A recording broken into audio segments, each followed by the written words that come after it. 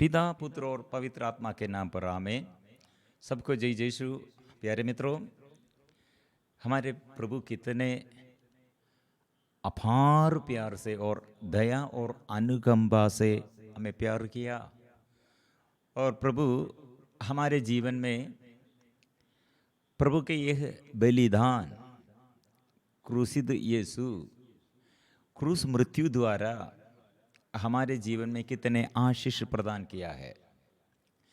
यह हम प्रिय मित्रों, प्रभु हमारे जीवन में अत्याचार और सहन, हमारे जीवन में ऐसे अत्याचारियों के बीच में से अत्याचार हम सहते हुए, प्रभु हमारे साथ रहते हुए, हम हर कलीसिया के और मसीह विश्वासियों पर प्रभु आत्मा के अभिषेक देता है। विशेष रूप से बाइबल एक गहराई अध्ययन श्रेणी द्वारा प्रभु हमें एक बड़ा गहराई का एक बात अंतिम दिनों के बारे में, यरूशलेम मंदिर का सर्वनाश के बारे में और प्रभु यीशु के पीड़ाओं के बारे में, यह सब बात कितने जटिल और कंफ्यूजन का, पंडित लोग इसके बारे में ये बहुत बड़े कंफ्यूजन का हमारे मानव बुद्धि के अनुसार ये समझने के लिए, ये सिखाने और ये सिखाने के लिए और सीखने के लिए बहुत मुश्किलता है, ऐसे बात किया है। लेकिन प्रिय मित्रों, हमको आत्मा द्वारा, आत्मा पवित्र आत्मा ये आसानी से हमें सिखाते हैं। इसलिए ऐसे प्रेजुडिसी से नहीं आना, मतलब ये मुश्किलता है, ये मुश्किल बात है, ऐसे नहीं बात करना। प्रभु हमें ये सिखाते हैं। इसलिए मंदिर का विनाश और विपत्तियों का प्रारंभ, महासंकट, ऐसे शब्द सुनने पर हमारे अंदर क्या लगेगा? डर लगेगा। भयभीत होकर, घबराहट से ऐसे हम रहेगा। प्रिय मित्रों, ये बात अच्छा से सुनना है, क्योंकि ये अंतिम दिनों में प्रभु हमें हमारे जीवन में और नया आशीष प्रदान करने के लिए, हमको संरक्षण देने के लिए और उसके साथ जीवन बिताने के लिए हमें बुला रहे हैं। और वो आएगा, इसलिए दोबारा जन प्रभु यीशु का आगमन, फिर वो आएगा, यहोवा का शेर, वो सिंह, यूदा का सिंह, वो आएगा। डरने के लिए नहीं, डराने के लिए नहीं, शांति देने के लिए आएगा, राज्य और पुनर्स्थापना करने के लिए आएगा। यह विश्वास से हम पढ़ना है ये बाइबल अध्ययन में। इसलिए सबको प्रभु के नाम से हार्दिक स्वागत है। ये कंफ्यूजन का बात नहीं। आज हम मरकुस का सुसमाचार अध्याय 13 पद संख्या 14 लेकर हम पढ़ते हैं महासंकट। इसका टाइटल ऐसा है, महासंकट। ये डरने का बात नहीं है। थोड़ा पहले विपत्तियों का प्रारंभ के बारे में कहा है और मंदिर के विनाश की भविष्यवाणी प्रभु ने किया है। ये सब इसलिए और एक बात ये सूचना देता है, क्योंकि सबको ये कंफ्यूजन आने का कारण ये है, ये 3 बात जुड़े हुए इसमें प्रभु ने कहा है।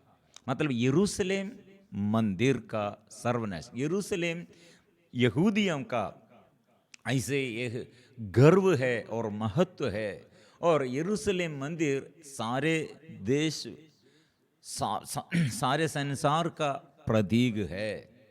यहूदियों के दृष्टिकोण में ये सबसे, ये ईश्वर का उपस्थिति है, ईश्वर वहाँ रहते हैं, हम ईश्वर संरक्षण देता है। इसलिए यरूशलेम मंदिर में सबसे महत्व और सबसे बढ़ाव और यहूदी लोग इसमें देता है। और लेकिन ये सर्वनाश के बारे में प्रभु अभी कहते हैं। लेकिन ये सर्वनाश, यरूशलेम मंदिर का सर्वनाश वो AD 70 में ऐसे हुआ है। रोमन अधिकारी, सोल्जियर्स, सेना, रोमन सेना ये यरूशलेम मंदिर को हटा दिया, सर्वनाश किया है। यहूदियों में और 97,000 लगभग 1 लाख लोग बंदी बन गए हैं रोमन अधिकारियों और रोमन सोल्जर्स, और 11 लाख लोगों को युद्ध में रोमन सोल्जर्स यहूदियों को मारा है, मार डाला है। ऐसे फिर बाकी लोग नहीं है, बचाकर नहीं रखा, इसलिए कैसर वो रोमन चक्रवर्ती एम्परर वो ऐसे आदेश दिया और हटाना है, सर्वनाश करो यहूदियों का ये मंदिर, सर्वनाश करो। प्रेम, ये पश्चातल इसका विवरण, इसलिए ये सब और याद रखना है। हम यरूशलेम मंदिर का सर्वनाश ऐसे युग का अंत, अंतिम दिनों में भी ऐसे सूचना, यरूशलेम मंदिर का सर्वनाश एक भविष्यवाणी और युग का अंत।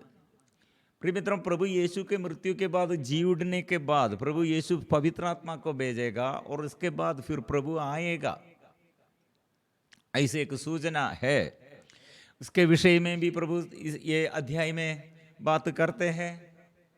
युग के अंत, अंतिम दिनों के बारे में कहा है और यरूशलेम मंदिर के सर्वनाश के बारे में बोला है।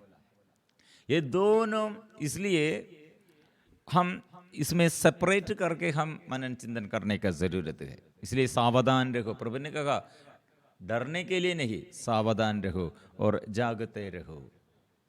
ये सब हो जाएगा, मतलब मेरे नाम के कारण, मतलब ये हम यीशु के मृत्यु के बाद यहूदी लोग, क्रिश्चियन कम्युनिटी, मतलब हमारे ईसाइयों के विरुद्ध अत्याचार करते थे और रोमन सेनाओं के विरुद्ध वो युद्ध करते हैं। यहूदी लोग क्या किया? यीशु को तिरस्कार किया। इसलिए प्रिय मित्रों, रोमन सेना यहूदियों के ऊपर इसलिए वो अधिकार पाया। रोमन अधिकारी लोग यीशु को भी डरते थे, क्योंकि यीशु के पीछे सारे लोग उसे अनुसरण करने के लिए, उसे चेलापन में, उसे अनुसंधान करने के लिए, अनुकरण करने के लिए पूरे लोग थे। लेकिन यहूदी लोग क्या किया? यीशु को तिरस्कार किया और यीशु के मृत्यु के बाद यीशु के शिष्यों के विरुद्ध, आदिम कलीसिया के प्रेरित गण के विरुद्ध कितने अत्याचार करते थे, यीशु के विरुद्ध और क्रिश्चियनिटी के विरुद्ध और रोमन सोल्जर्स, रोमन अधिकारियों के विरुद्ध यहूदी लोग ऐसे विप्लव ऐसे युद्ध करते हैं। ये बात फिर क्या हुआ? यरूशलेम मंदिर का सर्वनाश का कारण बन गए हैं। यह हम क्रिश्चियन लोग, मसीह में जो विश्वास किया, वे लोग एक भी नहीं मर गए थे और सब लोग बच गए थे। प्रिय मित्रों, ऐसे ये पीड़ाएं सहते हुए यीशु ने जो भविष्यवाणी की है और जो सूचना दिया है, वो क्रिश्चियन लोग, यीशु पर जो विश्वास किए, वे लोग देख रहे थे। क्योंकि अत्याचार उन लोग, ये यहूदी लोग द्वारा अत्याचार वो सहते थे और यीशु ने क्या किया? वो ऐसे घटनाएं घटित हो रहे थे, ऐसे बात हम सुन रहे हैं।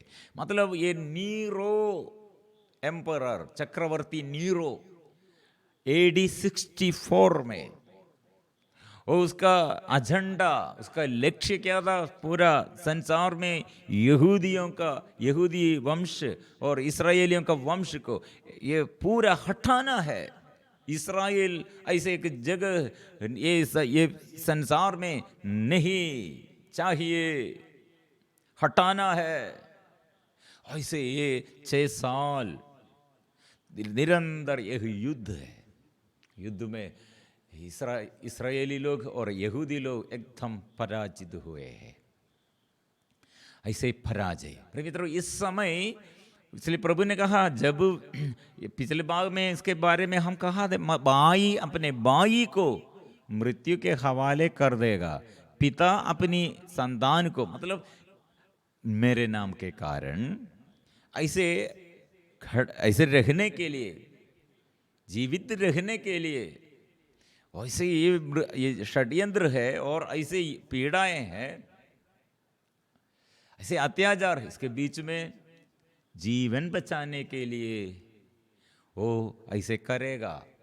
यीशु पर जो विश्वास करते हैं, ऐसे विश्वास, इसके केवल यीशु पर जो विश्वास करते हैं, एक यही कारण में हमको ये प्रॉब्लम ऐसे आएगा, क्योंकि यीशु उसका ये यीशु पर हमारे जीवन में कितने मूल्य है, यीशु पर यह विश्वास हमारे जीवन में कितने महत्व है, हमको ये छोड़ने नहीं सकते। लेकिन दूसरे ऐसे विश्वास नहीं करेगा, वो संसार में विश्वास करते हैं, संसार में सुख, संसार की संसारिकता के अनुसार भोग विलास, संसारिकता के अनुसार उसका विश्वास, ऐसे लोग यीशु के विरुद्ध होगा। प्रिय मित्रों, इसलिए एक सूचना, मतलब हम ये संसार में भरोसा नहीं रखकर आत्मा के लिए, आत्मा में हमारे हम के यह जीवन पृथ्वी पर नहीं स्वर्ग के लिए है, ऐसे जीवन आत्मा में जीवन बिताने के लिए पूर्ण भरोसा ईश्वर पर रखकर स्वर्ग में, स्वर्ग से आशीष प्रदान करने के, स्वर्ग से आशीषमय जीवन हम प्राप्त करने के लिए एक संदेश इसमें भी है। इसलिए प्रिय मित्रों, फिर हम आगे पढ़ते हैं महासंकट के बारे में, अध्याय 13 पद संख्या 14। जब तुम लोग वहां उजाड़ का बीभत्स दृश्य देखोगे, जहां उसका होना उचित नहीं है, पढ़ने वाला समझ ले। प्रिय मित्रों, इसके विषय में यह वचन और मत्ती का सुसमाचार और थोड़ा से विवरण देता है। यह एक भविष्यवाणी है, नबी दानियेल द्वारा हमको मिला है। इसका अर्थ क्या है? जब तुम लोग वहां उजाड़ का बीभत्स दृश्य देखोगे, जब हम उसका होना उचित नहीं है, पढ़ने वाला समझ ले, तो जो लोग यहूदिया में हो वे पहाड़ों पर भाग जाए। प्रिय मित्रों, ये यरूशलेम मंदिर ऐसे पहले अपवित्र करने के लिए अंतियोकस राजा ऐसे किया था, और दानियेल नबी द्वारा ऐसे एक भविष्यवाणी हम पढ़ते हैं, चैप्टर 9:27। दानियेल नबी का ग्रंथ अध्याय 9 पद संख्या 27 में हम पढ़ते हैं, वह एक सप्ताह तक कई व्यक्तियों के साथ संधियां करेगा और आधे सप्ताह तक वह होम बलियां और नैवेद्य बंद करा देगा। मंदिर के छज्जे पर घोर बीभत्स मूर्ति की प्रतिष्ठा होगी, वह निर्धारित समय तक विनाश करता रहेगा। यह हम प्रिय मित्रों अपवित्र किया है, मंदिर के ये पवित्र स्थान अपवित्र किया। कैसे? मूर्तियों को लेके आया, मूर्तियों को प्रतिष्ठा किया, मतलब बीभत्स मूर्ति की प्रतिष्ठा होगी, बीभत्स मूर्ति की प्रतिष्ठा किया है। प्रिय मित्रों, ऐसे अपवित्र करने के लिए वहां ये आया है, वो आया है। इसलिए प्रिय मित्रों, ये बड़ा दुखमय बात है। और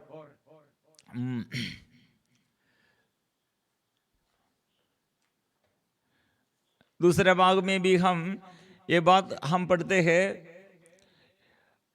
दूसरा एक राजा ऐसे ये मंदिर में ये मूर्ति को ऐसे ये चिन्ह वहां वेदी पर लगाया है अपवित्र करने के लिए। प्रिय मित्रों, यहां हम ये पश्चात इसका हिस्ट्री भी हम समझने पर हमको समझ में आएगा। पहले राजा ऐसे मंदिर को अपवित्र किया, अभी रोमन सेना, ये रोमन सेना, अभी प्रभु यीशु का भविष्यवाणी में दानियेल द्वारा हमको मिला है। प्रभु यीशु उसके विषय में और यरूशलेम मंदिर के सर्वनाश के बारे में, ये महासंकट के विषय में अभी प्रभु का ये सूचना क्या है? मतलब रोमन सेना ऐसे गराओ, ये पूरा ये बंद, ये मंदिर मजबूती से ऐसे उपरोध मोर्चाबंदी करेगा। घराओ मतलब फिर बाहर आ नहीं सकते, जा नहीं सकते, अंदर जा नहीं सकते, बाहर आ नहीं सकते। ऐसे यरूशलेम मंदिर में ऐसे हम फंस जाएगा और रोमन सेना के अधीनता में यरूशलेम मंदिर का पूरा अधिकार, यरूशलेम के मंदिर का ये पूरा अधिकार रोमन सेनाओं के अधीनता में रहेगा। वे लोग क्या करेगा? ये सेना अपने ये कपड़ा में और अपने ये झंडा और ये सब मूर्तियों का चिन्ह, मूर्तियों का पिक्चर्स, और वे लोग वहां कि रोमन सेना इस्राएली लोग जैसे इस्राएलियों के ईश्वर के से आराधना नहीं, इसलिए मूर्ति को पूरा आराधना मूर्ति को करते हैं, आराधना करते हैं, ऐसे प्रतिष्ठा करते हैं। ये इसलिए प्रिय मित्रों, प्रभु यीशु ने ये सूचना देता है, ऐसे मंदिर में जो उजाड़ का बीबल दृश्य देखोगे वह उसका होना उचित नहीं है, पढ़ने वाला समझ ले। मतलब क्यों मार्कुस इसके विषय में, ये मार्कुस की अच्छा से लिखा था और दानियेल नबी ग्रंथ में ऐसे लिखा है, लेकिन मार्कुस ये ईश्वर का शक्ति और सामर्थ्य के विषय में रोमन क्रिश्चियन लोगों के लिए लिखा है, उन लोगों को। इसलिए ऐसे विषय में यहूदियों जैसे यहूदियों को पूरा पश्चातल जानते, पुराना नियम वे सब लोग जानते हैं, इसलिए रोमन क्रिश्चियंस ये नहीं जानते थे, इसलिए इसके विषय में ऐसे पूरा नहीं लिखा है।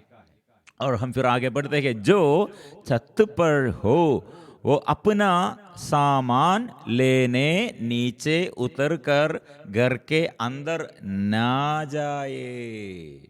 मतलब जल्दी से जल्दी हम भाग जाना है, हम इसलिए वहां रहने पर, मतलब यह मंदिर ऐसे जारी नहीं रहेगा, उसका सर्वनाश का अर्थ मतलब वो नया मंदिर प्रभु यीशु है। यहूदियों का ये कठिनता, मूर्खता, ये मंदिर का महत्व नष्ट किया है। इसलिए प्रभु यीशु मंदिर में क्या के लिए आया? सूक्ष्म निरीक्षण करने के लिए आया, पवित्र करने के लिए आया है। इसलिए प्रिय मित्रों, यह प्रभु यीशु और यहूदियों के विषय में, ईश्वर के बारे में, यहूदियों के दृष्टिकोण में ईश्वर के बारे में क्या समझदा और क्या पहचानता, लेकिन वो प्रभु अभी पुनर्निर्माण करते, मतलब यहूदियों के दृष्टिकोण में दूसरे किसी को मुक्ति नहीं है, गैर यहूदियों के लिए इसे बचाने के लिए ऐसे ईश्वर नहीं है, केवल हम ईश्वर से मुक्ति हम प्राप्त करते हैं। लेकिन प्रिय मित्रों, यहां इस्राएली लोग, यहूदी लोग यीशु को तिरस्कार किया, इसलिए यीशु का प्रभाव, यीशु चिन्ह और चमत्कार गैर यहूदियों के, और मतलब प्रभु का ये शक्ति और सामर्थ्य बहते हैं, बाहर की ओर बहते हैं। इसलिए प्रिय मित्रों, ईश्वर का उद्देश्य, ईश्वर का यह लक्ष्य क्या है? ईश्वर का यह शक्ति और सामर्थ्य, यह दया और अनुकंपा, यह प्यार केवल यहूदियों के लिए नहीं, इस्राएल में नहीं, हम सब इस्राएल है, हम सब देश देश में और गांव गांव में और युग युग में और हमारे लिए मुक्ति के लिए प्रभु है। वो प्रभु मुक्तिदाता है, हमें उद्धार करता है, पुनर्निर्माण करता है। यह लक्ष्य केवल यहूदियों के लिए नहीं, यह यहूदियों से और बाहर और यहूदियों के और बाहर वो फैलना है। मतलब सारे संसार में सारे इंसान मुक्ति प्राप्त करना है, सब लोग सत्य जानना है। वो सबों के लिए प्रभु इसलिए वो मुक्ति का स्रोत बन गए हैं। क्रूस पर उसका मृत्यु इसलिए है, ये समझना है। इसलिए प्रिय मित्रों, ये समझते हुए हम आगे ये चैप्टर बहुत ध्यान से सावधान से हम पढ़ना है और सीखना चाहिए। जो छत पर हो वह अपना सामान लेने नीचे उतरकर घर के अंदर ना जाए। जल्दी करो। मतलब ये दूसरा और मंदिर, वो मेरा अपना शरीर, मेरा शरीर मंदिर है। वैसे याजक, पुरोहित और प्रभु और नया बलि वो प्रभु यीशु कलवारी पर ऐसे एक बलिदान, नया बलि हमें पवित्र करने के लिए, शुद्ध करने के लिए। ये मंदिर में आप लोग कितने बलि चढ़ाया, कितने पर्व आप लोग मनाया, व्यर्थ हो गए हैं। लेकिन नया बलि हमें शुद्ध करने के लिए, पवित्र करने के लिए, बचाने के लिए, पापों को क्षमा देने के लिए, बंधनों से हमें छुड़ाने के लिए प्रभु एक नया मंदिर है। यीशु नया मंदिर है और यीशु ये बलि है। एक हमें समझ जाने के लिए प्रभु जा रहे हैं। इसलिए अभी जाओ 16 जो खेत में हो वह अपनी चादर ले आने के लिए न लौटे, उनके लिए शोक जो उन दिनों गर्भवती या दूध पिलाती होगी। प्रार्थना करो कि वो ये सब जाड़े के समय घटित ना हो। प्रिय मित्रों, ये क्यों ऐसे लिखा है? मतलब यर्दन नदी पार होकर ये पहाड़, मतलब कहाँ जाना है पढ़ने, मतलब यह यहूदिया में हो, वे पहाड़ों पर भाग जाए। पहाड़ों पर मतलब ये सब पूरा निकाल कर, मतलब ये सब रोमन सेना के अधीनता में हो गया है। इसलिए ये पहाड़ वो सब ये सब वहां से भाग जाना है और यर्दन नदी पार कर वहां ये क्रिश्चियन लोग सब ये यीशु से ये संदेश पहले सूचना, ये भविष्यवाणी सब मिला था। इसलिए वे लोग इस इंतजार कर रहे थे। प्रभु ने कहा अत्याचार, यीशु के मृत्यु के बाद पवित्र आत्मा के आगमन में वे लोग आत्मा को ग्रहण किया, अभिषेक प्राप्त किया। लेकिन अभिषेक के साथ उन लोगों को अत्याचार है। अत्याचार कितने अधिक है उतना आत्मा के अभिषेक भी है। इसलिए प्रिय मित्रों, हम कलीसिया में हम जुड़े हुए, हम क्या प्रार्थना करते हैं? हमको अत्याचार नहीं चाहिए। हम अत्याचार से, वेदना, दुख और दर्द से हमें बचाइए। लेकिन प्रभु अपने सेवकों से और अपने विश्वासियों से सदा याद दिलाते हैं अत्याचार आत्मा के अभिषेक के लिए। इसलिए अत्याचार हमारे अपवित्रता में, ऐसे कुछ लोग ऐसे सोच रहे हैं अपवित्रता के कारण अत्याचार नहीं। अत्याचार मतलब अपवित्रता के कारण नहीं, पवित्र आत्मा के अभिषेक में हमको अत्याचार भी होगा। लेकिन अत्याचार के समय हमको शक्ति और सामर्थ्य और अधिक है। इसलिए प्रिय मित्रों, यहाँ हमारे आगे प्रभु ये सब संदेश देता है। आप लोग यर्दन नदी पार करना, मतलब इस क्रिश्चियन लोग ये सब ऐसे और ये विश्वास किया था, इसलिए वे लोग बच गया था। फिर मित्रों, फिर हम आगे बढ़ते हैं। आने वाले, हाँ, जो खेत में हो वह अपनी चादर ले आने के लिए ना लौटे, उसके लिए शोक जो उन दिनों, उनके लिए शोक जो उन दिनों गर्भवती या दूध पिलाती होगी। प्रार्थना करो कि ये सब जाड़े के समय घटित ना हो। मतलब यर्दन नदी इस समय ऐसे पूर्ण ऐसे ये जाड़े के समय मतलब यह समय यर्दन नदी पूरा भर जाएगा नदी, इसलिए वो नदी पार करने के लिए इस्राएलियों को बहुत मुश्किल है। यर्दन नदी इस्राएली मतलब विश्वासियों के जीवन में एक महत्वपूर्ण बात है। और क्योंकि उन दिनों पद संख्या 19 में, क्योंकि उन दिनों वैसा घोर संकट होगा जैसा ईश्वर की सृष्टि में इस संसार के प्रारंभ से अब तक न कभी हुआ है और न कभी होगा। इसका विषय प्रिय मित्रों, ये यरूशलेम मंदिर के विनाश के आगे ऐसे होगा, लेकिन ये युग के अंत ये नहीं है। युग के अंत के बारे में ये नहीं है, लेकिन ये यरूशलेम मंदिर के सर्वनाश के विषय में। लेकिन ऐसा यह सूचना है प्रभु का ये दोबारा यह आगमन, सेकंड कमिंग, इसमें ऐसे एक सूचना प्रभु देता है। यदि ईश्वर ने उन दिनों को घटाया ना होता तो कोई प्राणी नहीं बचता, किंतु अपने चुने हुए कृपा पात्रों के कारण उसने उन दिनों को घटा दिया है। प्रिय मित्रों, ज्यादा दिन ऐसे महासंकट के ऐसे जारी रखने पर क्या होगा? प्रिय मित्रों, प्रार्थना में जो ऐसे प्रार्थना करते हैं वो शोक का दिन, संकट का दिन घटित हो जाएगा। प्रार्थना इसमें एक ही एक सॉल्यूशन प्रार्थना है। ऐसे दिन घटित हो जाएगा। कारण क्या है? इसमें यहूदियों में से, गैर यहूदियों में से यीशु के पास आकर यीशु पर विश्वास करते हुए यीशु का साक्षी बनने के लिए प्रभु ऐसे कृपा देते हुए, कृपा देने के लिए, कृपा ग्रहण करने के लिए प्रभु ऐसे कृपा के पात्रों के कारण उसने उन दिनों को हटा। इसलिए प्रभु अवसर देता है विश्वास करने के लिए और प्रभु पर और प्रभु का साक्षी बनने के लिए। वो यहूदी होगा, गैर यहूदी होगा, प्रभु के पास यीशु पर विश्वास करने के लिए। यहूदी लोग एकदम यहूदी धर्म पूरा यह प्रभु को तिरस्कार किया है, फिर भी प्रभु उसमें से बुला रहे हैं और अवसर देता है।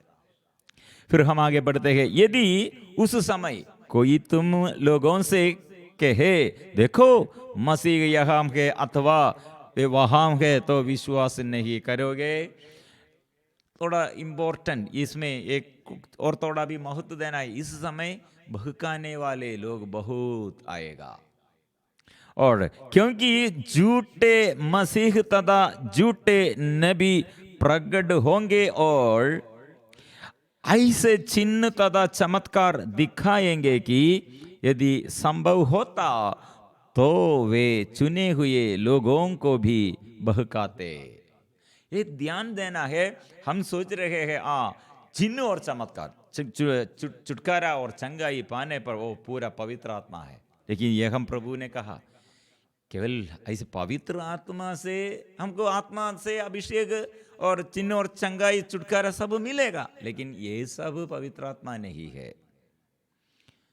शैतान द्वारा भी ऐसे होगा, शैतान से भी ऐसे होगा, लेकिन शैतान से जो ऐसे चिन्ह और चंगाई और छुटकारा हम पाया है, लेकिन उसमें पूर्णता नहीं है। स्वर्ग में प्रवेश करने के लिए, पूर्णता में पहुंचने के लिए नहीं सकते हैं। इसलिए वो ध्यान रखना है, हमको किसको चाहिए? यीशु को चाहिए। स्वर्ग हमको चाहिए। आनंद जीवन प्राप्त करने के लिए हम प्रयास करना चाहिए।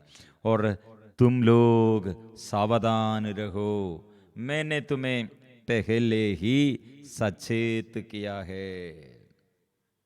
इसलिए प्रिय मित्रों, अभी ये बाग और मनन चिंतन करना, क्या क्या बात इसमें जुड़े हुए प्रभु हमें समझ जाते हैं। अंतिम दिनों के बारे में, यरूशलेम के सर्वनाश, मंदिर के सर्वनाश के बारे में, महासंकट इसके विषय में प्रभु हमें क्या कहा? सावधान रहो, सावधान रहो, मैंने तुम्हें पहले ही सचेत किया। ये सूचना है, ये सूचना है प्रिय मित्रों। इसलिए आंखें बंद करके हम प्रार्थना करेंगे। यरूशलेम मंदिर AD 70 में हटा दिया है, सर्वनाश हो गए हैं। फिर मंदिर, मंदिर मतलब हमारे लिए मंदिर यीशु, यीशु है, और अभी वो यीशु हम में है।